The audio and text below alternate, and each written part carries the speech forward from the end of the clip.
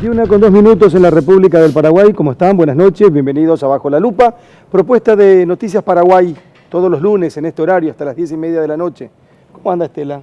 ¿Cómo le va? ¿Qué tal, Carlos? Muy buenas noches. Alfredo Boise, ¿cómo está usted? Carlos Báez Parzajú, ¿cómo le va? Bien, bien. Andrés Riquelme. ¿Cómo está, Carlos? Muy buenas noches, mi respeto a los televidentes. Sé que hay muchos temas para poner bajo la lupa, en diferentes ámbitos y de todos los colores en los últimos días y en los últimos tiempos.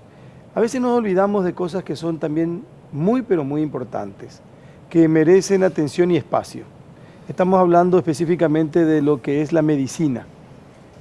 Y vamos a tratar de entender o tratar de explicar qué es lo que pasa especialmente en estas universidades que son consideradas de garage y cuál es el resultado de la formación de un profesional que pasa por una de esas instituciones. Algunos son categóricos, no hay resultado. Más que un resultado es un peligro. Pero ponemos bajo la lupa esta noche. Doctor, ¿cómo le va? ¿Cómo está? ¿Cómo anda? Muy buenas noches. El doctor Helio Marín. Marín Sanabria. Así mismo. ¿Cómo está, doctor? Excelente. Egresado de la Facultad de Medicina de la Universidad Nacional de Asunción. En la promoción 1994. 1994. Sí. Antes de desarrollar este tema, quiero poner una fotografía. Tiene que ver con uno de los personajes más mencionados en los últimos días en nuestro país. Se trata del secretario del Jurado de Enjuiciamiento de Magistrados. Se llama él Raúl Fernández Limbam. Si le pones delante nuestro mejor, porque si no parecemos que somos todos iguales. ¿Verdad? Y él merece una atención muy especial. Me cuentan ustedes que está sumariado. Está sumariado, sí. El presidente del Jurado de Enjuiciamiento de Magistrados resolvió sumariarlo a raíz de los múltiples audios, ya son muchos los que aparecieron en los últimos días, en donde compromete la honorabilidad, la objetividad, la imparcialidad de ese órgano tan importante para la justicia paraguaya. Bueno, este secretario actúa bajo las órdenes del presidente del Jurado de Enjuiciamiento de Magistrados. Parece una acción, el sumario, una acción como un castigo del jefe que dice, bueno, este funcionario está yendo por mal camino, entonces voy a rectificar. O sea, este funcionario tiene el poder que tiene y tiene el poder de negociar que tiene y tiene el poder de apretar que tiene porque obviamente alguien lo está protegiendo. Y todo el mundo sabe que ese se llama Óscar González Daer. Lo que a mí me sorprende es que con todo, esta es la segunda grabación que sacó hoy el diario ABC. Anteriormente, hoy tuvimos... No, son varias. Son hay otras varias más. grabaciones, No, claro. son más. La semana pasada ya sacó O una sea, con una jueza no, también. No, es que es el secretario que hace las cosas. El secretario responde a alguien, sin dudas, ¿verdad? Y ese alguien es, obviamente, Óscar González Daer. ¿Y quién es más del Jurado de Enjuiciamiento de Magistrados? ¿Verdad? Eso es lo que hay que ver. Y lo que a mí me sorprende es que el jurado, el resto de los miembros del Jurado de Enjuiciamiento, no tome una decisión mucho más institucional. Porque el sumario, sabemos lo que es la función pública. Es para apagar el incendio ahora. Escuché hablar a Adrián Salas, miembro del Jurado de Enjuiciamiento de Magistrados, y dijo, no va a pasar nada, Sí. porque no tenemos mayoría. Porque no tienen mayoría, sí. Y él dice que no, apenas el 30%, no sabemos nada nosotros lo que pasa adentro, que esto es la punta del iceberg nada más de cómo funciona el Jurado de Enjuiciamiento de Magistrados. Yo no creo que sea tan así. Me parece que pasa en ese órgano como en cualquier otro de la justicia. Cuando el caso gana los medios de comunicación y se mediatiza mucho, se olvidan de los compromisos asumidos los jueces, los fiscales y todo lo demás y hacen lo que tienen que hacer. Yo creo que en el Jurado de Enjuiciamiento de Magistrados más de uno va a rever su postura y va a terminar sacándolo de este señor. De Bueno, todos modos, Carlos, yo sí. reflexionaba la vez pasada en última hora sobre las curiosidades de la comunicación. Porque del Jurado de Enjuiciamiento de Magistrados se ha dicho de todo, ¿ya? Se han hecho análisis, se han hecho estadísticas, editoriales de diarios. Parece haber un convencimiento de que es un órgano de extorsión más que de impartir justicia a jueces y fiscales. Y reflexionaba sobre lo siguiente, cómo la publicación, o sea, la aparición desde los arrabales inmundos de esos negociados de una grabación de 8 minutos, que fue la primera, despierta mucho más indignación te hace sentir mucho más de cerca Porque es el la nivel prueba, de corrupción. porque es la prueba. Porque además es la pestilencia Claro. que sale a luz, ¿verdad? Claro. Entonces vos puedes decir, el jurado de enjuiciamiento tiene que ser cambiado, una figura constitucional que no funcionó, sirvió para actuación. No es lo mismo que escucharle a este señor que está allí en la foto, transando y haciéndole sentir a cada uno de los que escuchan ese audio, esa sensación de impotencia, de indefensión que hay cuando tus bienes, como decíamos el lunes pasado, tu libertad o tu honra está en manos de este tipo de juegos tan perversos. La primera grabación que nosotros difundimos, que escuchábamos el lunes Sí. pasado, una gentileza del diario ABC Color y ABC Cardinal, era con una fiscala. Sí, Después apareció inmediatamente con una jueza. sí, Más tarde aparece con un abogado, sí. que es Carmelo Caballero. Carmelo Caballero, sí. Y aparece otra grabación, me hicieron escuchar hace un ratito una grabación en donde este señor Fernández habla con otro abogado y le dice, la fiscal fulana es una hija de P, Ujú. que así como están las cosas, esa fiscal tiene que estar contentísima. Por la expresión que utilizó Claro. el Es Raúl. un honor Es en un este honor que le momento. trate de esa manera, porque evidentemente no... Claro. Y le dice, y ella sabe que... ¿Cómo va a ser si ella sabe que somos amigos? Que yo soy tu amigo, le dice él al abogado. Sí. Diciéndole, ¿cómo va a hacer eso o cómo va a actuar de esa manera? Evidentemente no sabe que nosotros somos amigos. Claro, en el pleito de la secta MUM, Sí. que es una de las grabaciones, a mí ahí refleja un poco de cómo funciona la justicia y cómo funcionan estos entuertos cuando este secretario le dice, creo que sí, es una fiscala, que no, la idea no es que termine el caso, sino alargar, Claro que sí. porque ahí está el dinero, en alargar el proceso. Con el abogado, con el abogado. Claro, entonces... Que dejar nomás que continúe, a nosotros nos dejar que conviene, continúe, y creo claro.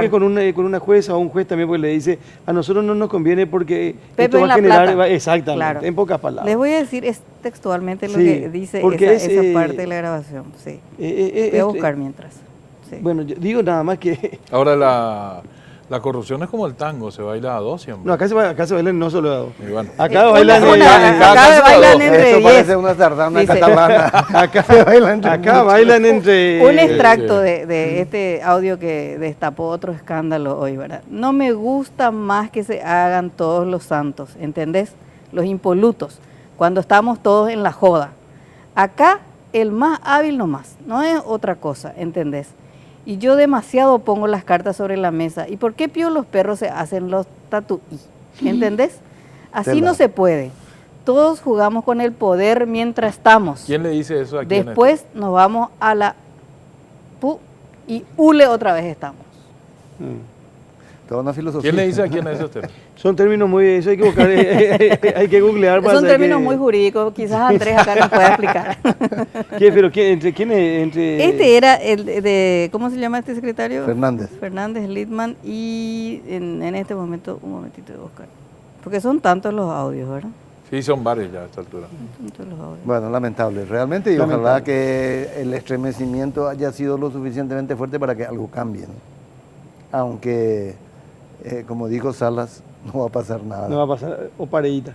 Bueno, vamos a hacer lo siguiente, vamos a hacer el primer corte, la primera pausa y después vamos a poner bajo la lupa este tema que adelantábamos, el tema de la Facultad de Medicina, las consecuencias que puede significar el egreso de un profesional que no desarrolla sus actividades dentro del marco que tiene que hacerlo. Y en un ratito nada más con nuestro invitado, con nuestro primer invitado de esta noche.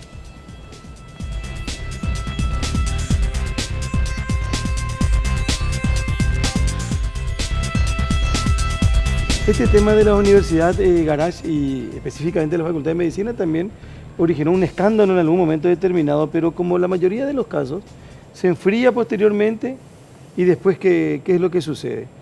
¿Cómo planteamos el tema?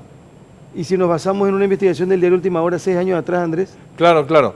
El tema es así. Me pareció que el doctor Helio Marín es una persona que tiene voz autorizada para hablar de este tema. Primero, por su carácter de médico. Segundo, por su carácter de docente de la Facultad de Medicina de la UNA. Y tercero, porque él tiene a su favor el hecho de ser un gran observador de las cosas que van pasando en la sociedad y que después de mucho tiempo, primero él detecta y después ocurre. Por ejemplo, yo recuerdo que hace 10 años él había levantado la voz sobre el tema del problema de las motos en Paraguay. Hoy la estadística dice que mueren 1.200 personas por año en el tema de las motos, cuando que 10 años atrás se podía haber hecho algo para evitar. Son 3 ecuavolanios por año es lo que se tiene en muertes de motociclistas en Paraguay. Casi imperceptible, que como que nadie se da cuenta, pero si uno dimensiona, 3 ecuavolanios por año estamos teniendo en accidentes de moto. Y el doctor Marín había denunciado, había hecho un protocolo en aquella época, nadie le dio pelota. Ahora, el diario Última Hora en el 2011 había hecho, a través de la colega Susana Oviedo, a quien agradezco los materiales porque nos proporcionó gentilmente, había hecho una investigación muy importante sobre el tema de las facultades de medicina. Muchas investigaciones se hicieron sobre las universidades en Paraguay, pero Susana Oviedo había enfocado en Última Hora las universidades, las facultades de medicina propiamente, específicamente en Paraguay. Y entonces ya en el 2011 Última Hora venía avisando que este tema podía eclosionar unos años más tarde, como lo está empezando a hacer ahora. Y es realmente un problema porque vamos a tener datos estadísticos un poquito más adelante en donde se reseña claramente cuál es la situación de las facultades de medicina en Paraguay. ¿Qué tipo de profesionales vamos a tener cuidando la salud de nuestros habitantes de aquí a 5, 6, 8 años o gente que ya está y con una formación muy deficiente y que pasa a ser no una solución al problema de cantidad de médicos por habitante en Paraguay, sino un verdadero problema. Por eso, doctor, le molestamos y agradecemos mucho su presencia para conversar un poco de este tema que nos preocupa y que sabemos que usted tiene conocimiento desde su carácter de docente de la Meduna. Sí, aquí la cuestión es, tendríamos que ubicarnos en varias situaciones. Primero, como padres. Todos querríamos que nuestro hijo tenga una buena educación y nos gustaría invertir en algo que sea para ellos y para un futuro real. Segundo, como profesional. Si yo soy un estudiante con todo el entusiasmo del mundo y sin saberlo elijo una universidad que después no voy a poder progresar por diferentes motivos que voy a citar después. Y tercero, la calidad que vamos a ofrecer realmente de profesionales. Así que son varias aristas que tenemos y a mí me preocupa realmente porque la facultad o la carrera de medicina no dura 6 años como todos creemos. Y eso puede dar fe otro colega, un prestigioso colega como él, el doctor. Estamos ante una situación en la cual la facultad de medicina tiene que durar como mínimo 9 años, porque tenemos 3 años de residencia, que todos lo hemos hecho. De hecho, yo fui en mi época de estudiante, el doctor fue mi instructor en la primera cátedra de clínica médica. Y lo que pasa es lo siguiente. Estuve hablando hoy con el doctor Andrés Suaco, que es uno de los miembros de la famosa CONARIN, que es la entidad, vamos a decir, intermediaria entre el pregrado y el posgrado, donde rinden los estudiantes, los médicos, perdón, los colegas médicos. Y el problema que él me decía era que existen cerca de 400 lugares, nada más, por año. Entonces, ¿qué pasa con las miles de facultades, bueno, con la decena de facultades que estamos teniendo? Fijémonos en Uruguay. En Uruguay tienen solamente 2 facultades de medicina, una pública y una privada. Singapur solamente tiene 3, una pública y 2 privadas. Y la NUS, el National University of Singapore, está entre las top 15. Y ese es el nivel que nosotros tenemos. Y Singapur tiene la misma cantidad de habitantes que nosotros, 6 millones de habitantes o 6 y medio. Ellos tienen 3 facultades de medicina, nosotros tenemos más de 20. Entonces es un poquito preocupante. Hay universidades, hay facultades de medicina que en el primer año están con alrededor de 1.500 alumnos. Y ya escuché de todo, me han dicho, y probablemente muchos colegas que estarán escuchando esto, después me llamarán, algunos quizás disgustados, pero es una realidad que tenemos que tener en cuenta, que no hay una institución rectora como tal. Usted se fija si en países como en Nueva Zelanda, por ejemplo, dicen, bueno, este año necesitamos 60 odontólogos. Y tienen que entrar 60 odontólogos.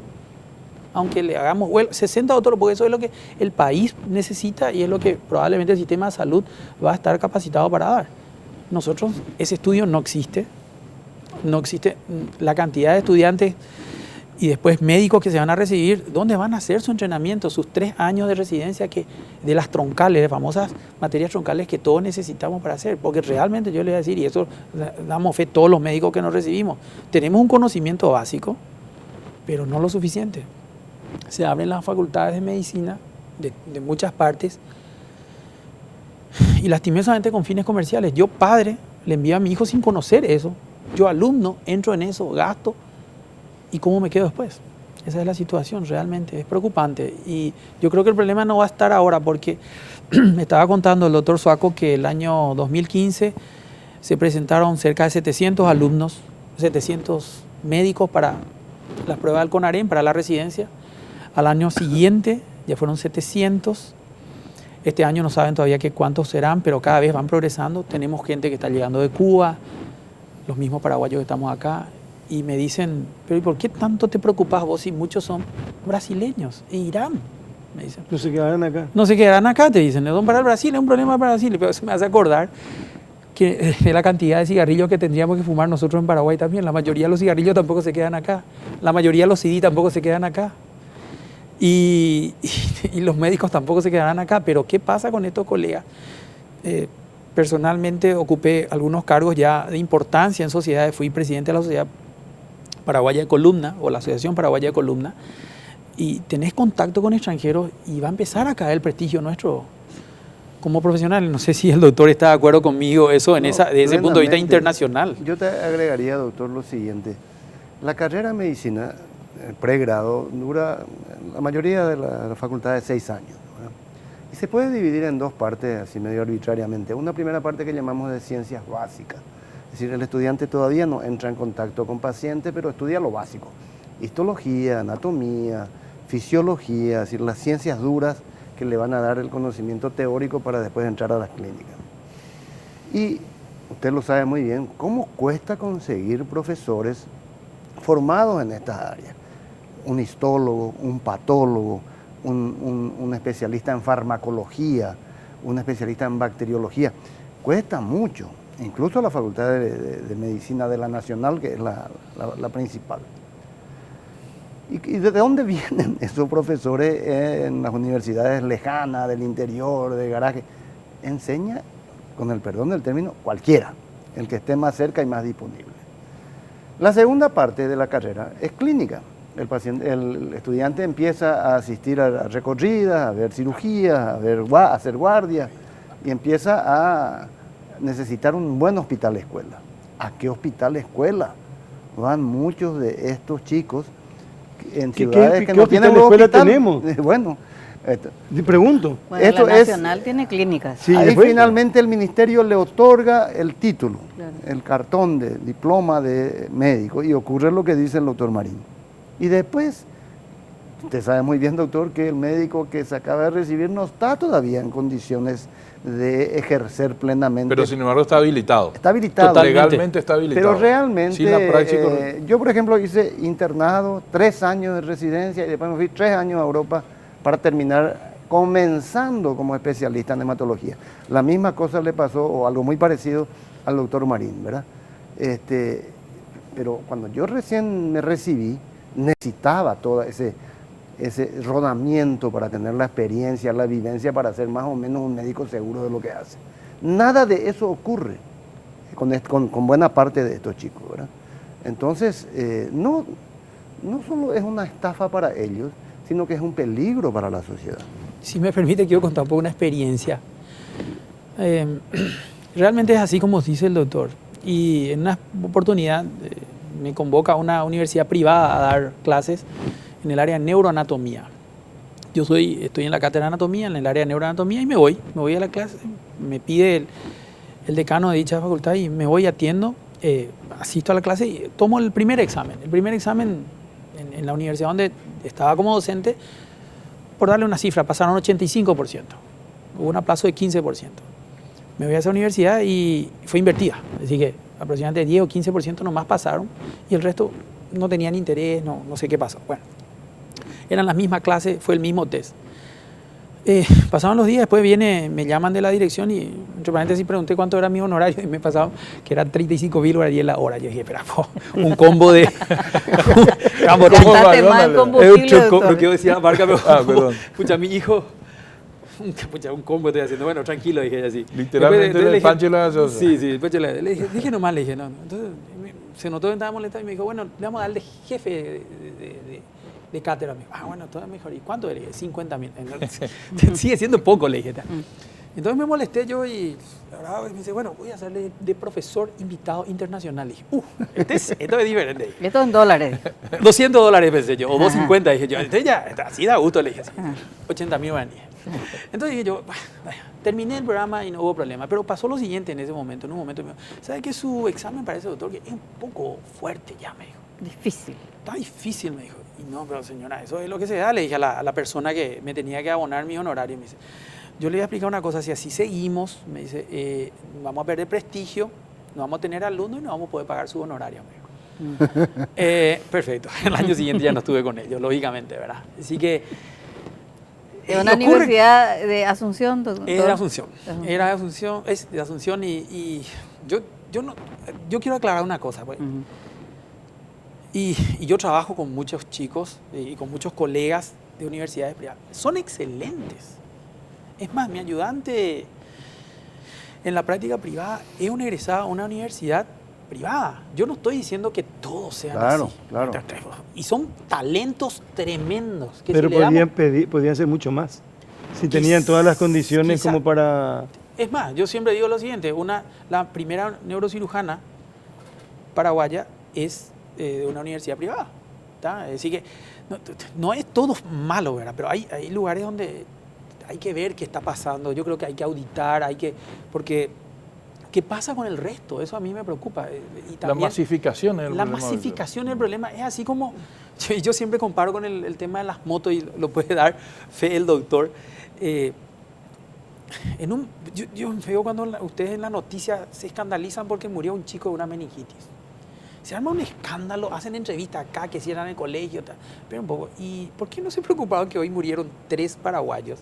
Si tienen la misma cédula de identidad, tienen papá, tienen mamá, habrá padres que lloran por ellos. Si son paraguayos también. Un 3 en accidente de moto. 3 en accidente de moto murieron. ¿Y cuántos quedaron? Otros 3 quedaron discapacitados hoy mismo, según la estadística.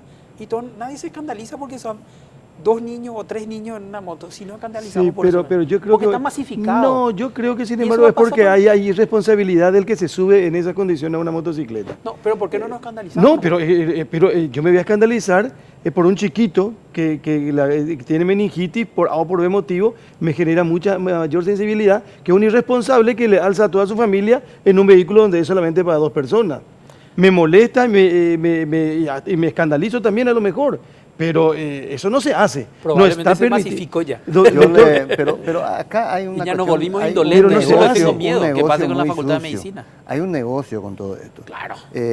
Yo le digo a la audiencia, pongan en el buscador Google Medicina no Paraguay, en portugués.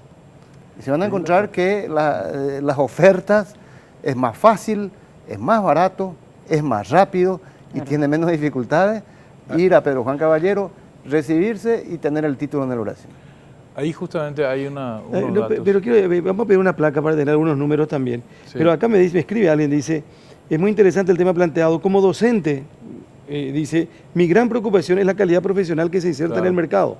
Hoy nuestro sistema educativo universitario se encuentra caracterizado por la permisividad del docente. Tenemos muchos profesores y pocos maestros. Lastimosamente las universidades forman cargas públicas y no profesionales. ¿Cierto que odontología, hay 23 facultades de odontología? Odontología yo no sé, Odontología, pero medicina creo hay que más de 20. medicina hay- No, pero vale. acá me dice, No creo. imagínate, en no odontología creo. existen 23 facultades. Él dice que es docente el que me escribe, ¿verdad? Bueno, Puede ser. Puede ser. Yo creo que habría que investigar. Pero no realmente. puede ser. Claro. Pero doctor, Señora. usted tiene que analizar la cuestión. A mí lo que me parece, yo ya escucho varias historias de profesionales que van a las universidades, a las facultades, universidades privadas, y tienen la misma experiencia que tiene usted, ¿verdad? A mí me parece que hay que empezar a ponerle nombre y apellido a esas universidades y escracharlos públicamente, ¿verdad? Porque como se mercantilizó la educación, ¿verdad? Entonces, lo que hacen es, bueno, usted no sé, usted salió porque le plantearon esa, no solamente un salario indigno, sino además le cuestionaron por haber aplazado a los alumnos. Bueno, pero hay otros profesores que sí aceptan esas condiciones. Y entonces lo que vamos es consolidando este sistema perverso de la educación, ¿verdad? A mí me parece que la gente tiene que empezar a ponerle nombre y apellido. Es decir, yo abandoné esta universidad privada porque me quiere obligar a hacerle pasar a unos estudiantes mediocres. No, yo creo que sí. Lo que pasa es que esto es palabra contra palabra, ¿verdad? No hay ningún documento. Y usted sabe que todo lo que implica eso, ¿verdad? Sí. Así que es una experiencia que yo tengo. Ahí el doctor también hace rato estuvimos hablando y él me estaba contando de una facultad que a los 2 años ella le puso como decano a alguien que se había recibido en esa misma Sí. facultad. Así que Sí. realmente a mí me preocupa. Yo sé que hay mucha gente viviendo esto y me parece, honestamente, tampoco, pero hay Claro. alguien que está generando eso que no. Pero que alguien, ya no es- alguien le está permitiendo también. Pero doctor? lo voy Claro. a graficar. ¿Cuántos neurocirujanos hay en el país? Un poco más de 20. Sí, estamos en la práctica, sí, un poco más, 26, 27 más o menos. Póngale que la mitad se dedique a la docencia, porque hay gente que no le interesa y no. Claro, Son 10. 10, sí. Probablemente los 10 estén en Asunción, o 9, 8 de ellos. Sí. ¿Quién enseña neurología en estas universidades? Sí, hay- Puedo hacer lo mismo con la hematología. Sí. Quizás somos un poquitito más, pero por ahí estamos. ¿Quién enseña hematología por ¿Cómo- ahí? ¿Y cómo vas a aprender vos si no tenés a alguien que sepa enseñarte? Y que tenés la placa a mano, Matías, por favor. Así compartimos otros datos también. ¿Qué Bien, dice ahí? esta es una realidad que tiene la Facultad de Medicina de la UNA. El 30% de los egresados de Meduna se va a España. Al Estado le cuesta $6.000 por año formar un médico en la UNA. 130 médicos por año de promedio se gradúan en la Facultad de Ciencias Médicas de la UNA, para los cuales hay solamente 70 lugares en las distintas cátedras de clínicas. La Organización Mundial de la Salud recomienda 10 médicos por cada 10.000 habitantes. En Paraguay hay 5,6 médicos por cada 10.000 habitantes. Eso con respecto a la UNA. Con respecto a otras facultades de medicina o de otras universidades, por ejemplo, la Facultad de Medicina de la UNE se abrió en el 2000, dispone 40 plazas, forma un promedio de 30 médicos por año, actualmente tiene 320 alumnos. En la Universidad del Pacífico se creó la carrera de medicina hace 19 años, egresan un promedio de 50 médicos por año. La malla curricular está compuesta de 8.558 horas cátedras y es la privada más cara. En Cuba, en el AMSEMS, se recibieron de médicos una media de 46 paraguayos desde 1999, superando los 900 profesionales en total. La Facultad de Medicina de Uninorte funciona desde el año 2002. De esta casa de estudios egresa un promedio de 22 médicos por año. Son datos de otras facultades. Vamos a la siguiente placa, donde vamos a ver la realidad en otras ciudades. Por ejemplo, en Pedro Juan Caballero hay 7 facultades de medicina: Uninorte, Pacífico, Uninter, Sudamericana, UPAP, Central del Paraguay y San Sebastián. Hay alrededor de 8.000 estudiantes universitarios brasileños, de los cuales 5.000 viven en la ciudad. Me decía hoy una persona de Pedro Juan que justamente el boom ahí es inmobiliario, edilicio, porque construyen departamentos para que estos estudiantes puedan vivir. En Ciudad del Este, 4 universidades ofrecen la carrera de medicina: la privada del Este, la Uninter, la del Guairá, Nacional del Este. Esta última es la única acreditada.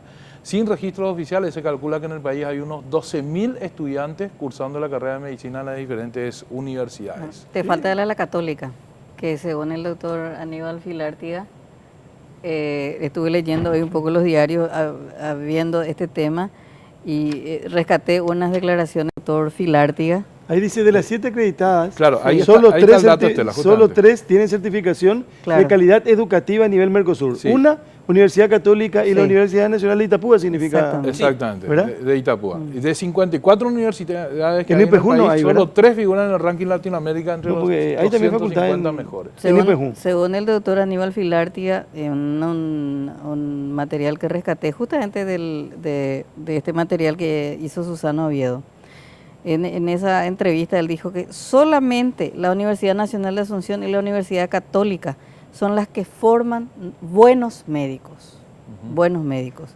Y citó también 2 o 3 del sector privado, pero no dio los nombres por razones Esto con obvias. respecto al nivel de la universidad. Fíjense, 54 universidades, solamente 3 están entre las 250 mejores. No estamos hablando, como dijo el doctor, de la de Singapur, que está entre las 15 mejores. De 20 carreras de medicina que funcionan en las distintas universidades de todo el país, solamente 7 están acreditados por la NEAES. 7. Y de esas 7, solamente 3 tienen certificación de calidad a nivel Mercosur. La Universidad Católica y la Universidad Nacional. Ya el año antepasado la Academia de Itapúa. Medicina del Paraguay calificaba de catastrófica esta situación, ¿verdad? Ok. Porque va a tener las consecuencias que empezamos a ver. Por más que critiquemos, se van a empezar a recibir y van a tener títulos. Y van a empezar a... Claro. Y van a tener pacientes. Y van a Pero, tener... estar en perdón, los acá hospitales. dice, en Pedro Juan Caballero hay 7 facultades de medicina y menciona las que están, ¿verdad? Sí. De las 20 carreras de medicina que funcionan en distintas universidades de todo el país, solamente 7. 7 están acreditadas. 7, es por la NEAES. Hay que recordar Ya. que la acreditación, es decir, que funcionen sin acreditación no es ilegal. Claro, ¿verdad? está en proceso su documentación. Y ¿para qué sirve la acreditación? Y para poder competir en los concursos del Estado y ese tipo de cosas. Le da la certeza al estudiante que tiene una buena malla curricular, pero no es ilegal. Pero de todas formas, solamente 7 de 20 que califican ese proceso es bastante poco. Ahí Y dice que solo 2 de 20 carreras de medicina tienen hospitales, escuelas propios. ahí está. La UNA y la Universidad Católica Villarrica. Ah. Otras 2, Están afincadas en hospitales, la UNI y la UNCA. Están afincadas en hospitales. Después el resto, solamente 2 tienen hospitales propios, digamos, ¿verdad? El negocio. Entre el 2000 y el 2011, ahí floreció el negocio de la Facultad de Medicina. Se crearon en ese periodo 17 nuevas carreras de medicina en todo el país. Para instalar esa Facultad de Medicina, ¿cuáles fueron las inversiones? La UNIA invirtió 10 millones de dólares. La UMAX, que es la Universidad de María Auxiliadora, 1.250 millones de guaraníes. La UPAP, en Pedro Juan Caballero, 2 millones de dólares. Nadie invierte 10 millones y 2 millones si no es un negocio floreciente, y esto lo va a recuperar. Por ejemplo, este es un dato interesante. En el Brasil, un estudiante de medicina paga de promedio 14 millones de guaraníes solamente en cuota. En Paraguay, con 2 millones de guaraníes, vive, se alimenta y paga su cuota. Eso explica los 8.000 que hay en Pedro Juan y otros 4.000 que hay en Ciudad del Este estudiando la carrera. pero no puede, Paraguay no puede tener 50 universidades. Y ese último dato, fíjate Carlos, ese último dato es el que ilustra el cuerpo entero lo que decía el doctor. La abundancia de las universidades crea una competencia muy fuerte entre ellas y apelan a reducir costos para competir, contratando a docentes más baratos y sin la experiencia. Y para abajo, todo que eso tenían. todo es para Claro, abajo. claro. Porque tienen que abaratar los costos de las Pero cosas. yo les pregunto a ustedes, al doctor principalmente y a ustedes que conocen y mucho, ¿quién le permite funcionar en estas condiciones? ¿Y todas son autoridades nacionales? Vale. ¿Quiénes son? Pero usted sabe perfectamente quién, No, es, yo no sé quién de- es el decano de la Universidad de Pilar, por ejemplo. ¿Quién es, doctor? Y no era el diputado del partido Sí, liberal, sigue Ríos. siendo. Sí. Ríos, sí. Ríos, Víctor Víctor Ríos. Ríos. Que tenía Y en Ciudad del Este hay una universidad que es del candidato a gobernador, de probablemente. González. Sí. Siempre va a haber gente que está ahí. A mí La me- creación de las universidades, en realidad, el inicio es un negocio que está vinculado a políticos, o sea, Sí. personas particulares, empresarios que crean estas universidades y están los políticos detrás, porque se crea en Cada el departamento Congreso. tiene un diputado Claro. que- Sí. con su facultad. O con su si uno universidad. empieza a mirar la integración del directorio de estas universidades, siempre va a haber un político detrás, porque en el Congreso es donde se cocinan este tipo de universidades. En realidad hay que parar esto, ¿verdad? Y empezar a mirar Y hay que concertarlo legalmente Sí. también, Estela. Por ejemplo, fíjense en ese dato, la cuestión legal. El Ministerio de Educación solamente registra los títulos, no vela por el contenido de la malla curricular. La ley de títulos de grado, que es del 2008, dice que se considera un título de grado el que se obtiene cursando carreras de mínimo 4 años y con 2.700 horas cátedra. El total de horas cátedra que demanda formar a un médico en Paraguay va desde 5.600 a 11.568, incluyendo el internado, el rotatorio y la pasantía que desarrollan los estudiantes de medicina en el último año. ¿Qué quiere decir? Que las universidades garage, por llamarla de alguna manera, con 2.700 horas cumplen con la ley y ya está. Mientras que la realidad te indica que para formar un médico necesitas un promedio de 8.000 horas. 4 veces más lo que te Andrés, exige la ley. Hablamos de medicina porque es patético y es peligroso, pero podríamos hablar de enfermería también. O de derecho. El mismo boom. O de derecho. Claro. Producen menos daño, güey. Pero el yo abogado se equivoca y conozco, no muere nadie. Facultades el tema de donde se medicina le da es- el título de licenciada en enfermería a una chica que no aplicó nunca una inyección. No vio luego nada, porque da clases solamente los sábados a la mañana. Mire, doctor Boxia, yo celebro que hayan facultades de medicina, pero habilitemos también los hospitales de escuela para eso. ¿Me entienden lo que le digo? Es decir, que cada facultad que ponga un Sí, hospital de escuela. pero no para puede que- haber una facultad de medicina si no tiene lo esencial que es un hospital de escuela. Y otro detalle, fíjese que ¿cuántos, desde el 2011 creo que usted Sí. escribió el fenómeno, desde el 2011 hasta hoy son 7 o 6 años, ¿cuántos hospitales se habilitaron en Paraguay? Ni uno. Ninguno, doctor Boxia, ¿verdad? Ninguno.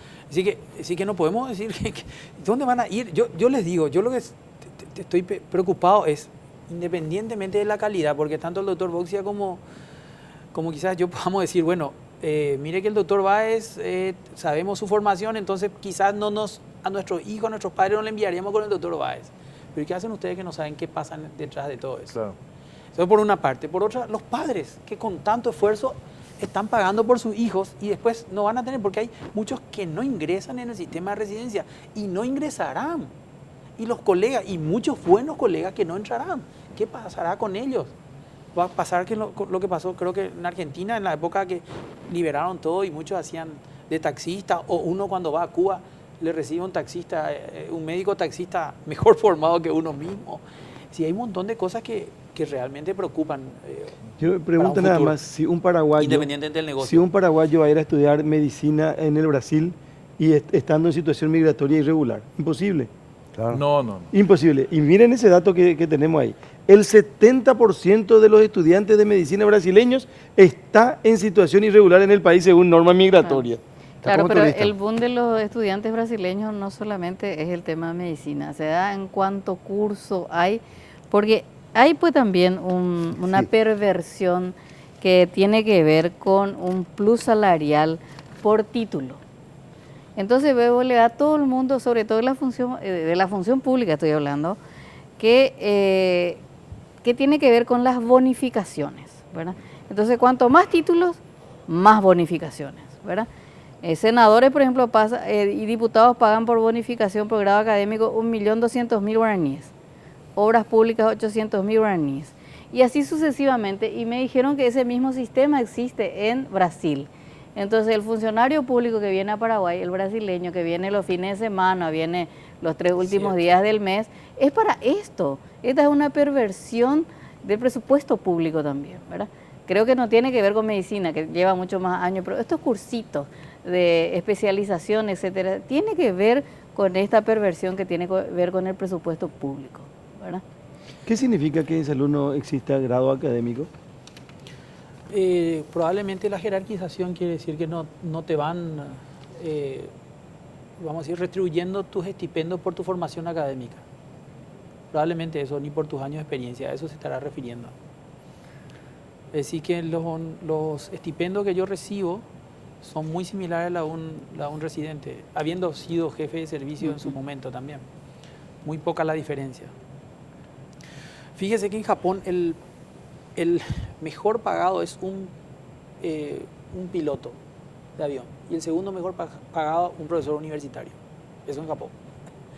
El primero un piloto de avión, el segundo esa es la relación y acá no precisamente. Pero de hecho es muy difícil, es muy difícil, tampoco no es nuestra realidad tener que exigir y es la forma en la cual trabajamos, ¿verdad? La docencia es una parte de nuestra actividad, no es toda nuestra actividad.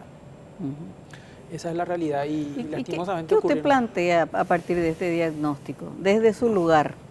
Y tendría que haber una entidad rectora que se tiene que establecer o con el Ministerio de Salud o con el Ministerio de Educación o ambas instituciones que tengan que evaluar la situación de todos los médicos, en particular los que se están recibiendo, ¿verdad? Y otorgarle una posibilidad de formarse. Fíjese que hoy me estaba contando el doctor Suaco de nuevo, porque estuve hablando con él cuando recibí la invitación, y me decía que solamente alrededor del 56% de los que acceden a la CONAREM, una vez que ya pasaban el examen, hacen la especialidad que les gusta. ¿Me entienden lo que le digo? Así que vamos a suponer que de cada 2 que se presentan, solo uno hace lo que realmente le gusta. Por ejemplo, que a mí me guste ginecobstetricia y ya no me alcanzó mi lugar, entonces voy a hacer pediatría. Y ya voy a hacer algo que no me gusta. Bueno, te gusta la medicina, pero No, ya... no es lo que más te gusta. Lo que es lo que más te gusta. Entonces, cuando vos no haces lo que más te gusta, empiezan ya el famoso burnout, que consiste en el cual vos, vamos a decir, ya te desgastás en tu esfuerzo, ya no sentís satisfacción. De todos modos, yo vuelvo con lo que comenzó usted, doctor. Ni fumamos tantos cigarrillos como los fabricamos, ni escuchamos tanta música como los CD que tenemos, que fabricamos. Ni tenemos tanta buena salud como los médicos que tenemos. Sí, deberíamos estar rebosantes de salud. Pero digamos que para no profundizar, para salir del pozo, digamos, que la primera medida es dejar de cavar. Yo creo que hay que parar la mano con esto, hay que sacarle a las nuevas autoridades que van a asumir el año que viene un compromiso de crear instituciones un poco más fuertes, un poco más sólidas que esta que hay con ANEAE, que evidentemente son demasiado débiles frente a este fenómeno tan grande, y cerrar aquellas facultades que haya que cerrar. Hay algunas que no tienen sentido, como dicen los que entienden de educación médica. Nosotros no deberíamos tener más de 5 o 6 facultades de medicina a lo sumo. ¿Y sabe dónde está la perversidad de todo este sistema? Que en estas facultades donde la malla curricular es relajada, es tranquila, un estudiante puede tener un promedio 5 absoluto, 4,8, 4,7. Y cuando va un estudiante egresado de la UNA con una formación muy superior a competir con esa persona. ¿Y su promedio? Y su promedio es 4,2, 4,2, porque es mucho más exigente. Claro, porque es mucho más exigente. Y sin embargo el de la privada, por supuesto, se va a quejar con el cargo porque su exigencia fue menor durante su estadía en la universidad. El doctor Boxia creo que, no sé si manejará los mismos datos que yo, creo que la Facultad de Medicina solamente tuvieron 5 absolutos en toda su historia, en todos sus ciento y tantos años de historia, porque es difícil llegar a eso. Es difícil, yo no sé el doctor, pero yo estuve entre los top 10 y mi promedio es 4.46 y nuestra medalla de oro creo que era 4.6, no era una cosa así, no, así debe ser el no suyo también. No se regalaban notas para nada. No, y era muy difícil y era muy exigente, entonces por eso a mí me preocupa un poco qué va a pasar, pero independientemente de las notas o de la UNA o solamente la UNA, yo quiero el siguiente mensaje, quiero que no nos volvamos indolentes ante esta masificación. Porque hay muchas familias que van a sufrir culpa de eso porque sus hijos van a estar en una universidad donde no van a recibir una formación de posgrado. Y eso es serio, es muy serio. Van a invertir y después no van a tener resultados. Tarde o temprano. Claro, porque no hay hospitales para ellos, don Báez. No quiero ser pesimista como Adrián Sala, pero me parece que esto también... O pareita. Es interesante lo que se propone, es interesante lo que se plantea, pero hace 6 años se está hablando en forma continua de esto. Tenemos 7 millones de habitantes y tenemos 50 universidades. Dentro de poco vamos a hacer todo ya, ¿no? Y hay otro detalle. Ya somos los doctores acá. Otro detalle que vamos a tener es que no va a haber mando medio tampoco. Y por eso. Claro. No por va a haber eso. mando medio. Y el que menos sabe va a tener mejor promedio y va a ser el excelente. Todos caciques, ningún indio. Doctor, gracias por venir. Pero hay que seguir luchando, no hay que ser tampoco pesimista como son ellos, ¿verdad? Claro. Como son mis compañeros, sino que... no, en serio, porque si pero no... realmente mi presencia, yo agradezco al señor Riquelme la invitación, pero es por pensar en mis futuros colegas, hay que pensar en una sociedad. Pensar en la sociedad y pensar en los padres que están esforzándose y que estarán viendo el programa. Ahora empiezan la propaganda, ahora te ofrecen todo. Esta universidad es la que ofrece... Sí, pero tiene que haber alguien que regule y que te diga sí o no, o que cierre o que abra. Y eso no existe. Lastimosamente, doctor, un placer. No, encantadísimo. Gracias por venir. Doctor Helio Marín Sanabria, egresado de la Facultad de Medicina de la Universidad Nacional de Asunción con nosotros esta noche. Vamos a hacer un corte y después vamos a entrar en otro lío que tenemos y que está muy vigente también últimamente, lastimosamente, y tiene relación con el fútbol y con las canchas. Vamos a ver cómo se puede solucionar. En un ratito, otro invitado. Estás hablando del problema de Olimpia, de las canchas. Ya volvemos. Vamos acercándonos a las 10 de esta noche, a las 22. Estela, una precisión. Sí. Nadine Portillo es la fiscal Nadine, que habla con exactamente. el secretario El Fernández. texto que yo repetí Sí. era la conversación entre Fernández Lidman y la Nadine fiscala Portillo por el Nadine tema de Portillo, las tierras en el Chaco. de Sectamum. En el Chaco. Sí. Y dice un mensaje, en salud no se paga por grado académico, pues médicos tienen demasiadas especializaciones y no hay plata que aguante. Estuvimos en Ciudad del Este, dice, el primer año de una privada están 5 secciones de primer curso. 5 secciones de primer curso, medicina en Ciudad del Este. Yo creo que ni en Yo la quiero saber escuela, quién no, enseña en Ciudad del ni Este. en la 2.200 escuela alumnos en un pública. curso. Claro. En No, un a lo curso mejor hacen no, 5 no cursos. quiero saber quién es el profesor. No puede ser quien creo que enseñe también eso. En Ciudad del Este. Portillo. No, no dije eso, él está ocupado llamando a... Ah, Antes dice que solamente venía gente de Paraná, y ahora ya viene todo el Brasil, Sí. ya que estamos, ¿verdad? Bueno, vamos a presentar a nuestro invitado, el señor, a ver si me recuerdo, Alfredo, Eduardo o Eduardo Alfredo. Eduardo Alfredo Villalba, ¿cómo le va? ¿Cómo está? Gracias por venir. ¿Qué tal? Un ¿Cómo gusto, anda? gracias a ustedes por la invitación. Argentino. Ujú. Con varias tareas tratando de encontrar algún tipo de solución a esto que se llama la violencia en el fútbol, en las canchas. Sí, por una iniciativa de la Asociación Paraguaya de Fútbol, preocupada también por alguna realidad que se viene viviendo también en el país. He sido invitado a participar de una mesa de trabajo y un seminario en donde se va a tocar este tema. Y desde mi experiencia también como funcionario en su momento, también como dirigente, como abogado, vengo solamente a aportar lo que ha sido una experiencia de trabajo y lo que realmente puede transformarse en un inicio de solución de algunas cosas que no son tan graves como en mi país, por lo que veo, por lo que he leído, Por estudiado, ahora. Por ahora. pero sí que quizás está a tiempo de poder encontrar algunos remedios para este incipiente problema. Doctor Villara, ¿ser barra en Argentina es un negocio? Sí, claro. Uno de los factores por los cuales el tema de la problemática de los barra bravas se profundizó en los últimos 20 años en la Argentina fue por el factor económico en disputa, distintas cuestiones que hacen a los negocios circundantes a la actividad del fútbol. Y yo siempre digo que el problema quizá no es el fútbol, o sea, hay grupos interesados en utilizar esa actividad como podría ser cualquier otra, si fuera el contrabando de autos, si fuera otro tipo de actividad que rindiera para generar desde allí un negocio, también lo harían o lo han hecho. Nosotros tenemos un dicho entre los especialistas en el tema, es que los barra bravas, por lo menos en el caso argentino, no se conocen en el estadio, sino que se conocen en el penal. Entonces, desde ahí van construyendo sus lazos Desde la de cárcel, acción. En la cárcel. Ujú.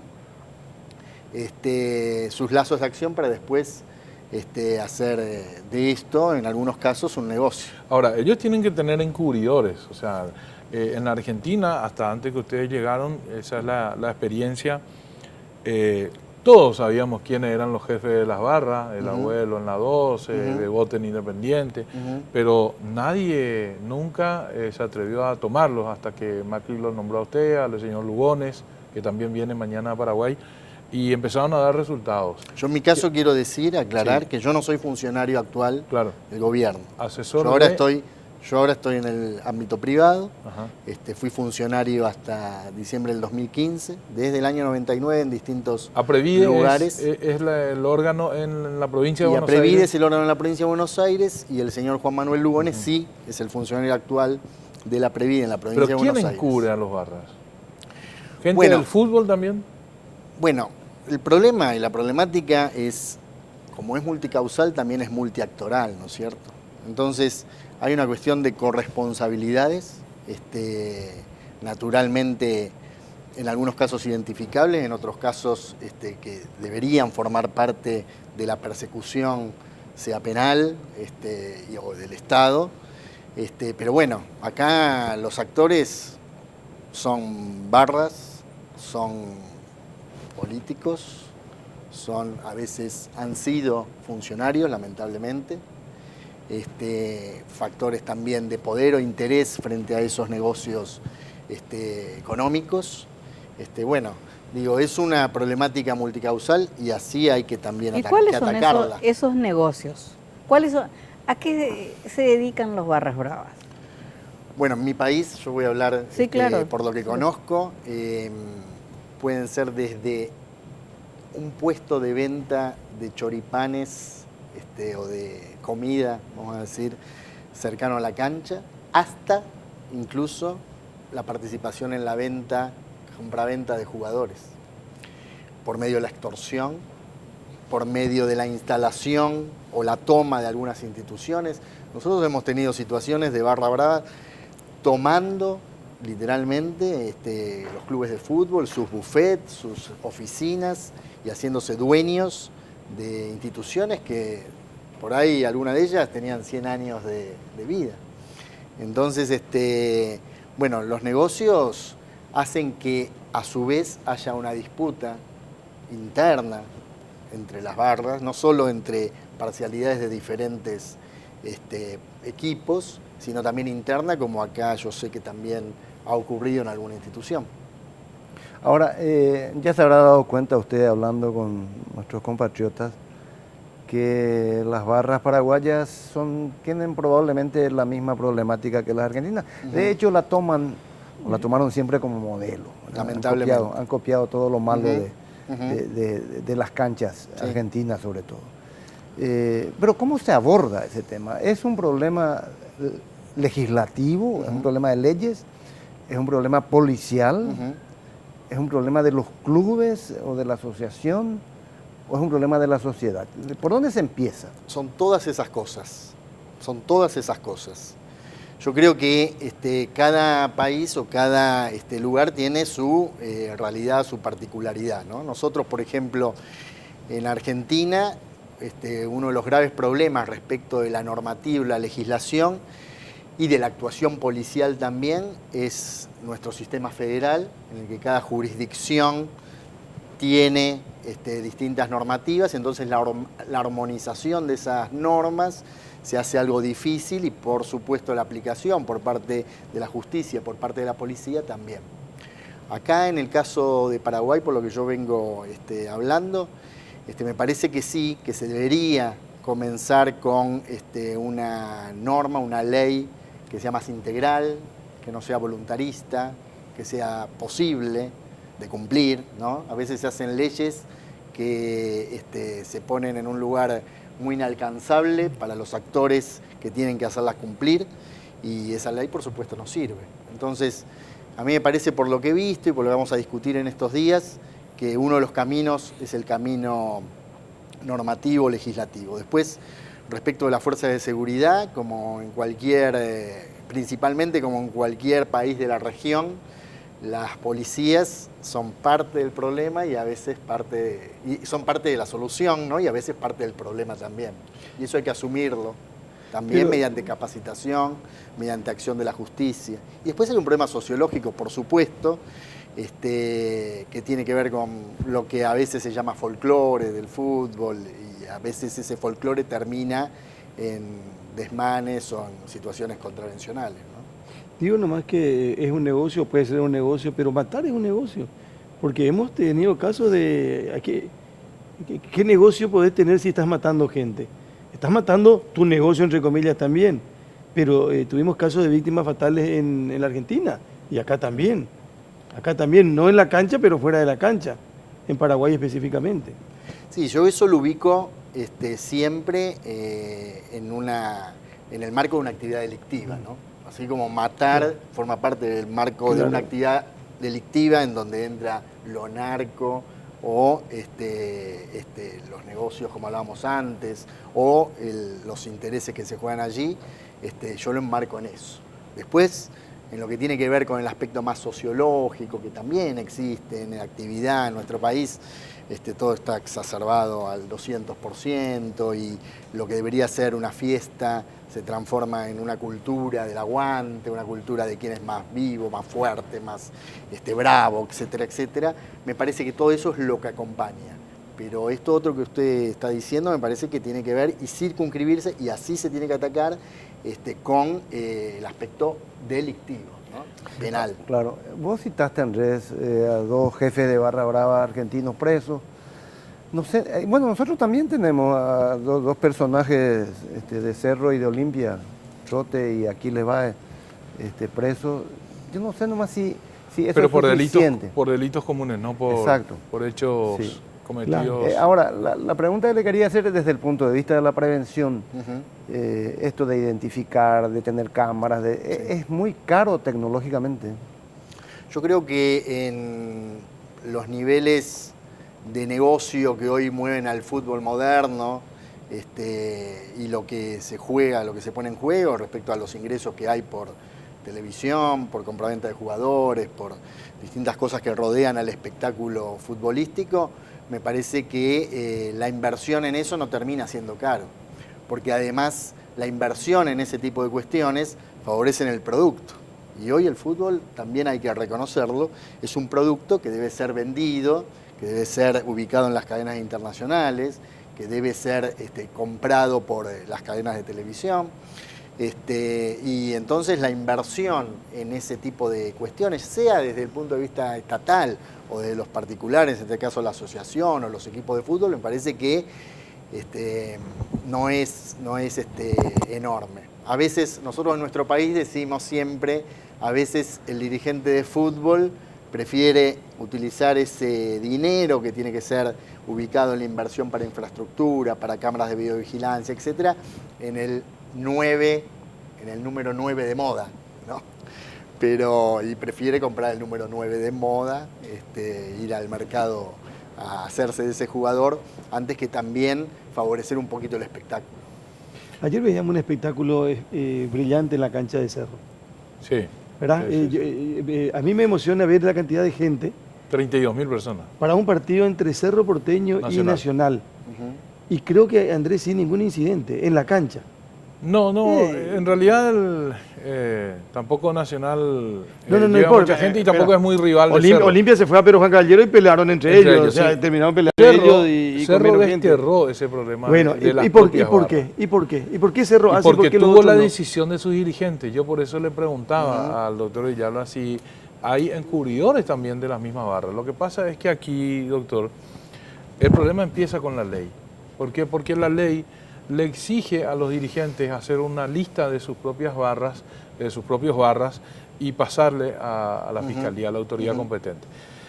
Pero, ¿qué pasa? La misma ley dice que si esos barras cometen algo, un hecho punible, los mismos dirigentes son solidariamente responsables con ellos penalmente, lo cual viola algunos principios del derecho penal, pero está escrito y es así. Entonces, el dirigente, esa ley no le invita al dirigente a hacer la lista de quiénes son. ¿Para qué yo le voy a poner al barra brava a Alfredo si sé que él va a cometer un hecho ilícito y me voy a ir preso yo? Claro. Entonces, empieza ahí el problema. Pero, volviendo al caso de Carlos, en Cerro la dirigencia dejó de darles entrada, los separó, le prohibió la cancha, el acceso a la cancha, hizo uso del derecho de admisión y terminó, no digo que terminó totalmente, pero por lo menos en la cancha, adentro, ya sí, no. Yo quería completar lo de Cerro, porque en la fiesta espectacular ganó Cerro, el público, todo, y sin mayores incidentes, ¿verdad? No era Cerro Olimpia, no era Cerro Guaraní, no era Cerro Luqueño, no importa. Pero ¿qué pasa después? Ocurre un asalto a un negocio, rompen la puerta, roban teléfonos celulares y la policía dice, fue protagonizado por hinchas. Esos no son hinchas, esos son delincuentes, porque ni siquiera aunque ni a 2 tengan metros la del camiseta estadio. puesta. Claro, lejos Sí. de... Entonces Del estadio. se mezclan todo, porque o atacan un colectivo y hieren a una persona, no en el estadio, sino que fuera del estadio. Pero en el caso específico de ayer, la policía dice, son hinchas aparentemente del Club Cerro Porteño, porque tenían la remera. Pero más que hinchas, son delincuentes. Sí, por supuesto. En nuestro país, en Argentina, digo, se ha llegado al punto quizá ridículo, de armar todo un operativo para el evento futbolístico en la cancha misma, en el estadio, los anillos circundantes, etcétera, y al mismo tiempo un gran operativo para el traslado o acompañamiento, no de los protagonistas, de los hinchas y de las barras bravas. Entonces, por ejemplo, se daba la situación que teníamos un montón de fuerzas de seguridad y policías ocupados, y eso lo veía el ciudadano también, con muy mala impresión, acompañando durante kilómetros a los micros de las parcialidades para que no hicieran disturbios en el su trayecto. Claro. Pero, bueno, sí, claro. Como usted dice, digo, esa persona que hace ese desmán en un negocio a 10 cuadras de la cancha de fútbol también lo hará, o lo hace, o vive así de esa manera en la semana, en su barrio, o en el lugar de su morada, ¿no? Doctor, dicen que el fútbol es reflejo de cada sociedad. Si hay corrupción, el fútbol tiene corrupción. Si hay droga, en el fútbol hay droga. ¿Eso es tan así o hay características especiales en cada problema? No, yo no diría el fútbol, ¿no? Digo, las sociedades tienen emergentes en los que sí se puede ver. Lo que pasa es que el fútbol está tan arraigado en nuestra cultura latinoamericana, bueno, en la Argentina totalmente, que es una caja de resonancia muy, muy grande. Y que hoy además se ve ampliada por los medios de comunicación, las radios, la cantidad de emisoras que durante todo el día transmiten eventos deportivos, la televisión, etcétera, etcétera, los diarios especializados. Y eso se ve totalmente magnificado. Pero bueno, me parece que no es el caso del fútbol solamente, sino el fútbol como cualquier otra actividad también que mueva masas, ¿no? Que también eso es otra de las características de esta actividad. La Asociación Paraguaya de Fútbol lo invitó a usted para un seminario, a usted y a otros expertos en el tema. ¿Qué están pensando ellos? ¿Qué fines tiene esto? Yo lo que valoro de la invitación de la Asociación Paraguaya de Fútbol es la valentía de dar un primer paso. Digo, eso a nivel dirigencial no lo he encontrado en los distintos países en donde yo he estado, y en mi país también cuesta encontrarlo. O sea que el punto de partida de que la asociación se haga cargo de un problema que emerge, de un problema que está en la sociedad, y intente comenzar a trabajar en algunos aspectos, porque tampoco hay que plantearse, me parece, quimeras, sino aspectos viables y posibles, me parece muy, muy auspicioso. El primer paso para solucionar un problema es aceptar que existe el problema. Claro, Ese es el tema. claro, y me parece que la asociación está dando el ejemplo como dirigencia máxima. Después de esto, si se derrama a los dirigentes de los clubes y equipos de fútbol y a su vez contagia al Estado, a las policías, a todos los actores que componen el evento futbolístico, me parece que es un paso ya ganado. ¿Usted cree que organizar un estamento interinstitucional puede ayudar? Porque en Paraguay había un organismo, que no recuerdo cómo se llamaba, que integraban las fiscalías y el Ministerio Público, la policía, especializada en eventos deportivos, la Asociación Paraguaya de Fútbol. Después, con el tiempo, eso se relajó, esa organización, ¿no? Sí, nosotros en Argentina hay jurisdicciones que tienen sus organismos específicos que se abocan a la seguridad en el fútbol y que están compuestos por distintos actores. En distintas jurisdicciones es diferente la composición, pero en donde sí está el Estado presente, está el particular organizador o la asociación civil que organiza, está la justicia, están las fuerzas de seguridad, y allí lo que ocurre es que por lo menos se determinan las distintas responsabilidades frente a la organización del espectáculo y del evento futbolístico, y además es más fácil también evaluar y planificar en el marco y en el seno de ese organismo los pasos a seguir frente a la organización de un evento. ¿Por qué a Argentina le costó tanto o le cuesta tanto? Yo creo que, bueno, primero por la magnitud y la masividad de la actividad. Después, por esto que yo decía antes, por la organización de nuestros gobiernos, el Estado federal con cada una de las jurisdicciones dándose sus propias normativas, su propia policía, su propia organización en materia de seguridad, porque la Constitución no permite que el Estado nacional se haga cargo en otra jurisdicción, en este caso las provincias, del tema. Me parece que ha sido un problema muy difícil de sortear. Y después, bueno, los vicios de los que hablábamos antes, ¿no?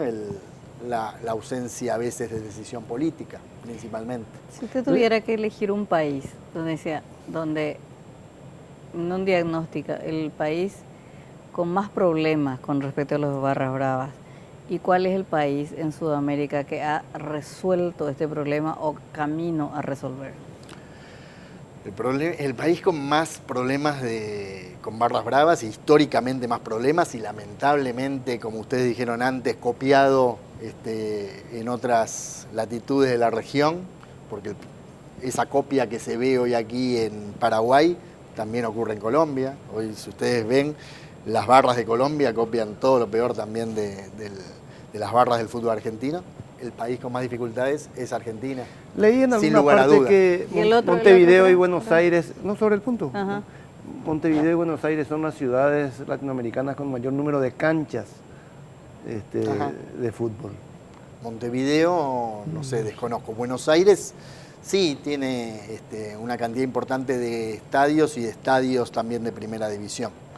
Pero la provincia de Buenos Aires, o sea, el conurbano de la capital federal, lo que tiene es una actividad de fútbol de las 4 divisionales, de la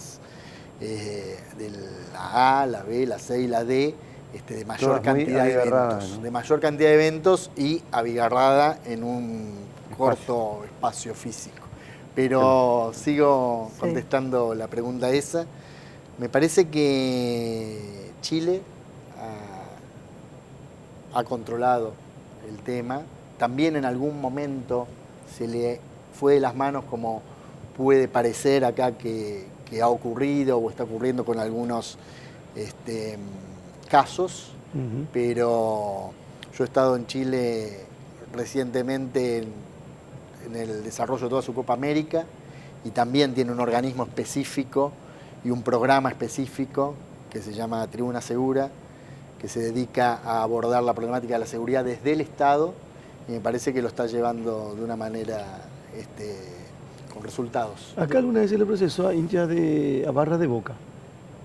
Sí, habían hecho un destrozo y quedaron presos un buen tiempo. Los de Santos también, ¿no? Pero se fueron finalmente. Eran intocables en la Argentina y vinieron acá. Sí, se quedaron acá presos. Sí. Lo que existe a nivel regional, que es un avance importante, yo en el momento que fui funcionario participé en muchas reuniones de Mercosur, de los ministerios del Interior respectivos, y sé que las autoridades actuales nacionales lo están haciendo.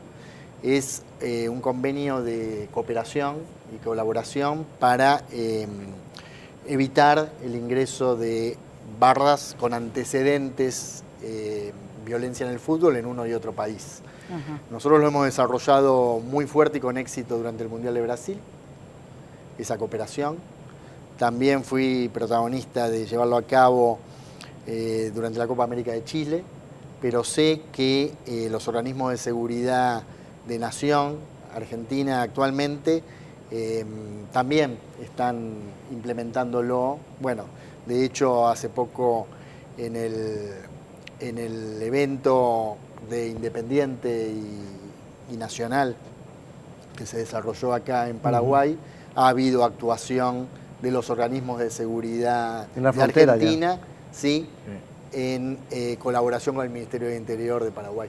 Porque se daba el caso que Racing también jugaba al día siguiente en Paraguay. Sí, además teníamos esa dificultad. La prevención era tratar de que no se junten las dos barras de Avellaneda. Sí. Ahora, doctor, todo lo que estamos en el fútbol, cuando se habla de violencia, se habla de barras, lo primero que nos viene a la mente es los hooligans, Inglaterra. Y siempre nos preguntamos cómo Inglaterra en tan poco tiempo pudo controlar eso y en Sudamérica ni en ningún otro país se pudo conseguir el mismo éxito. ¿Cuál es la diferencia? ¿Es presupuestaria? ¿Es de dinero? ¿Es de cultural? ¿De una impunidad que existe en nuestro país?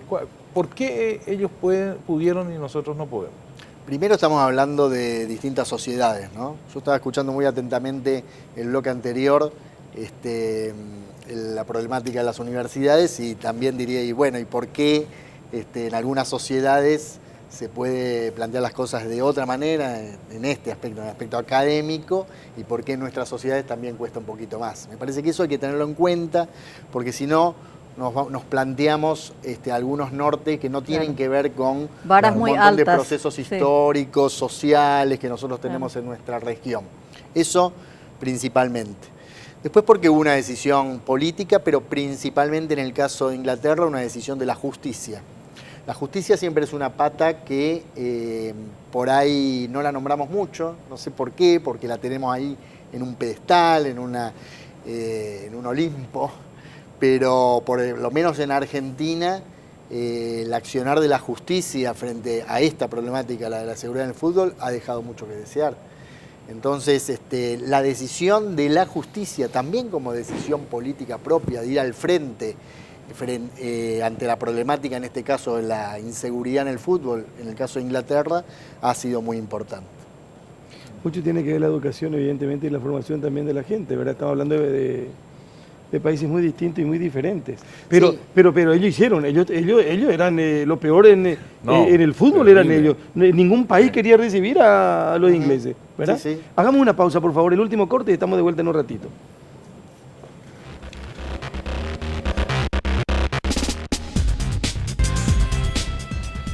Acá estábamos recordando esto, dice, son conocidos como la tragedia de Heysel.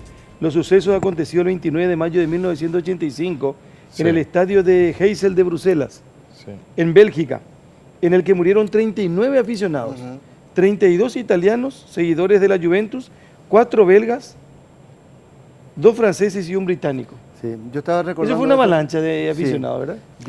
Murieron aplastados. Mm. Yo estaba viviendo en Bruselas en esa época y lo vi en directo por televisión. Fue una cosa muy espantosa, porque la gente que murió había corrido de los hooligans, bajando las graderías, y Sí. terminó aplastada contra la valla que separaba. ¿Vos estuviste del en ese estadio. partido? No estuve en el partido, pero estaba viendo por Estaba televisión. viendo por televisión. ¿Por qué dice Después Heysel? hubo otra... Y fue un partido que ganó el Juventus finalmente con un penal que tiró Platini, que lo metió, se convirtió en campeón de Europa, y la gente no podía entender primero cómo el partido no se había suspendido, si había cadáveres antes de que comience el partido en la propia cancha, y cómo Platini festejó el gol, bueno, como se merecía festejar un gol en otra circunstancia que lo llevó al campeonato. Y recuerdo aquella noche en Bruselas donde no había un alma en la calle, porque la gente estaba absolutamente desolada. Pero, doctor, acá dice que durante toda la mañana Bruselas había sido víctima de altercados provocados por los hooligans, mujeres víctimas de vejaciones sexuales, peleas, destrozos en bares, vehículos o robos de escaparates, como una joyería en la que robaron, rompiendo la vitrina con una mesa, 25 millones de pesetas. Los hinchas británicos dejaron el centro de Bruselas como si una horda de salvajes hubiera pasado por allí, decía la crónica del corresponsal. Sí, pero que eran así, Es hasta que ese ellos eran momento. hordas salvajes. Y sí, bueno, pero se acabó eso, se terminó. Sí, pero Terminó. aquello fue un Sí. escándalo. Yo me acuerdo de los hinchas escoceses que tomaban como escoceses o como cosacos, y llegaban a la cancha en un total estado de ebriedad, destruyendo todo. Después de aquella tragedia es que los hooligans fueron mala palabra en toda Europa. Y ¿verdad? hubo otra tragedia en el 89 también, que ahí fue donde las autoridades de Inglaterra comenzaron a tomar las medidas. Sí, estamos hablando de casos en donde se llegó a una situación límite, Claro, y y donde se- a partir de Claro. allí se Claro. tomaron algunas decisiones. Pero ¿no? lo ideal sería no llegar a una situación No, límite, claro, ¿verdad? por supuesto, por supuesto. Por eso digo... ¿Argentina tiene algún episodio trágico de ese tipo? No de esas dimensiones, pero Sí, que sí. se recuerden. Sí, sí, de los últimos años, hechos de muertes de hinchas en ocasión de antes o después del espectáculo futbolístico, inclusive durante en la tribuna, ha habido. Yo quiero contar algo. Bajo mi gestión, como presidente del Comité de Seguridad en el Fútbol de la Nación, en el año 2013, se implementó lo tristemente célebre, porque es una decisión que nunca hubiera querido tomar, que es la de vedar la presencia de público visitante en los estadios. Algo a lo que no se debería llegar o debería evitarse llegar, ¿no? Porque el espectáculo futbolístico tiene que ser una fiesta para todos y que lo puedan llevar a cabo todos los que quieran participar de él. Pero esa decisión se tomó después de que en un partido amistoso en el invierno, en las vacaciones de invierno, entre Boca Juniors y San Lorenzo de Almagro, hubo una batalla campal interna de la barra de Boca Juniors en los fondos del estadio de San Lorenzo, en donde murieron personas. Entonces, nosotros en ese momento estábamos en la disyuntiva de tomar o no todavía esa decisión.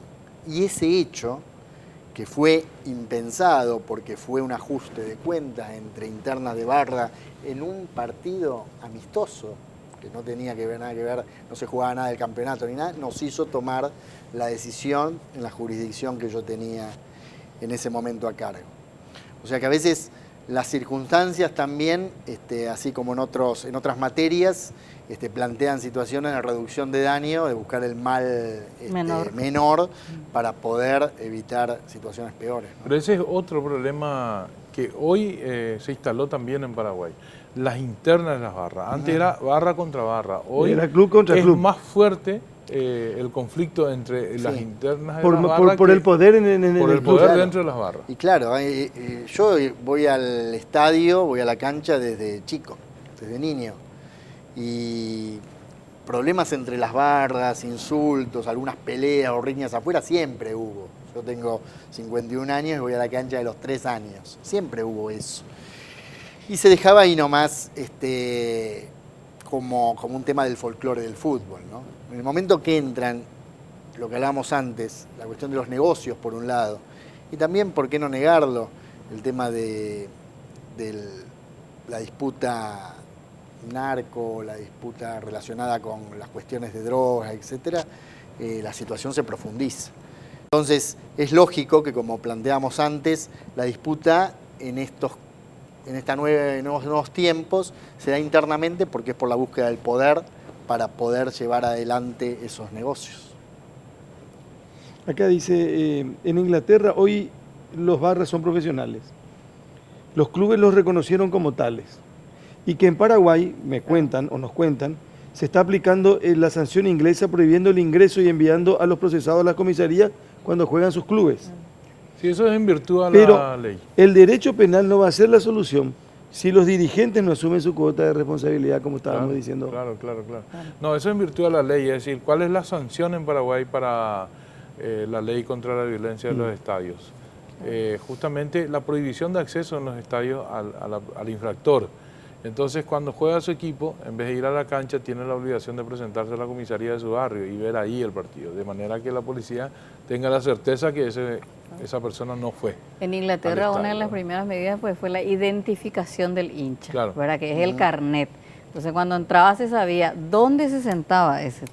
O sea, en realidad fue una medida gigantesca en todos los órdenes, multidisciplinarios, lo que sucedió en digital Inglaterra, también, ¿verdad? digital, O sea, del rostro, o sea, acá se invirtió mucho en nuestros tecnología. oyentes comparten con nosotros, dice, a la salida de la cancha, dice, los hinchas en sus motitos actúan como escoltas de las barras que van en micros. Es impresionante y de terror. Entre 3 en cada moto, paran el tránsito en los semáforos, son súper peligrosos, dice. Y bueno, la policía obviamente ni... Es cierto eso. Sí. Una descripción Pero un poco de... no son hinchas, son miembros de la Claro. misma Claro. barra. Los líderes son los los líderes La claro. manada Vos va que dentro de los tenés mismos. buena memoria, Andrés, ¿cómo se llamaba aquel director técnico argentino que dirigió a Paraguay en la década del 70? Pulpo Echamendi, uruguayo Echamendi, puede ser. Uruguayo. Uruguayo.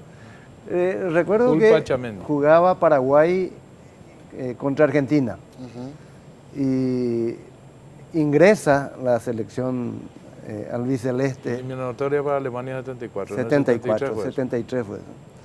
Y como ocurría en aquella época, o se cantaba el himno argentino, algo así, y todo el estadio sacaba pañuelitos blancos. Era un saludo. Era un saludo.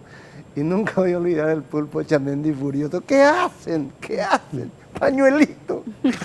Pañuelito, ¿cómo vamos a ganar así? De tan atentos y caballeros que éramos los Era- paraguayos, Cultivando saludamos con los altos ideales del deporte. No, ¿cómo ha cambiado el temperamento de las hinchadas? Tamo, Hoy se ¿eh? silba el himno rival. Sí, de las hinchadas, y también digo, eso también se transmite a veces desde los protagonistas, ¿no? Por eso Sí. hablamos siempre de corresponsabilidad. Acá, por supuesto que hay responsabilidades mayores y menores, por supuesto que no es la misma la responsabilidad del Estado que la del Pulpo Chamendi o el que hoy sea ese personaje. Pero a veces también los protagonistas del evento generan algún tipo de situación que después se contagia en las tribunas, ¿no? Y eso también es manejable. Digo, los distintos niveles de responsabilidad, corresponsabilidad en este tema son infinitos, diría, y hay que abordarlos todos por separado y también en conjunto, ¿no? ¿Y cómo ven los medios de comunicación en este contexto de problema? También yo creo que hay una responsabilidad en cuanto a lo que los medios pueden hacer o acompañar para evitar también males mayores. Bueno, de hecho hay medios o transmisiones que han tomado la decisión de no tomar los hechos violentos o no transmitir los hechos violentos cuando ocurren para no generar más violencia a través de eso, ¿no? Pero por lo menos yo lo que veo es que a veces hay también frente al tema mucho morbo respecto de los medios, también porque la sociedad también lo pide, digo, eso no es gratuito, consume, no es gratuito, frente a algunos hechos que se dan en las canchas y hechos de violencia. Era impensado hace 10, 15 años, 10 años, que una buena parte de una transmisión radial de un programa de radio sobre fútbol del día lunes, martes o miércoles tenga un bloque dedicado a los problemas que existen en la cancha y ligados a la violencia. Era impensado que un diario deportivo como es el diario Olé en la Argentina tenga una sección del diario que está dedicada al tema de la violencia. Bueno, hoy eso ocurre, y si ocurre Hay que también, ocuparse. claro, también, pues, primero porque es un emergente, ¿no? Digo, no es que se inventa, pero después también hay que consensuar marco de acción o marco de actuación al respecto. Bueno, agradecemos mucho la gentileza de venir a A visitarnos. ¿Cuándo es el evento? El Mañana y pasado. Mañana y pasado. martes y miércoles. ¿Pero es abierto o tiene limitaciones para El el día acceso? miércoles creo que es abierto. Es abierto, para que la gente pueda escuchar y Sí, participar. claro, claro. Porque viene otro profesional también. Mañana tienen una reunión con la gente de seguridad nacional, es Claro. decir, jueces, fiscales, gente del Ministerio del Interior, la Policía Nacional, etc. Ahora, por y ejemplo, el miércoles es para... hasta en el tema de las canchas, y con esto nos vamos. Sé que tienen que jugar Cerro Porteño, Rubiañú en esta fecha. Sí. No pueden jugar en Trinidad. No puede jugar. Cerro metió 35.000 personas en su cancha el domingo. Está a punto de ser campeón y va a ir a un territorio, a un estadio pequeño, reducido, y ahí mismo ya se genera o se Claro. pueden generar incidentes. ¿Por qué no se evita eso? Yo diciendo contigo, yo creo que depende mucho del caso. Si fuera Olimpia, y Rubiañú lo llevó a Olimpia, ¿Sí? yo te diría que se extremó la peligrosidad. No pasó nada, pero la hinchada de Olimpia es mucho más belicosa. No se conocen problemas con la hinchada de Cerro Pero dentro del Trinidad es estadio un hace territorio muchos años. olimpista. ¿Cómo? Trinidad es un territorio olimpista. Bueno, Pero igual, Carlos, igual también para no depender solamente del caso o de lo coyuntural, digo, es importante avanzar que eso también esté normado, reglamentado, protocolizado, porque le damos un marco a todos los actores. Porque está la Entonces cuestión deportiva todos ya sabemos Sí. en qué márgenes nos podemos mover. Guaraní o no. jugó con Olimpia en la cancha Guaraní. sí, Guaraní lo llevó a Olimpia En a la la cancha cancha. Guaraní y piensa llevarlo a Cerro también en la penúltima fecha jugando los dos del campeonato, imagínate lo que No, esto está bien.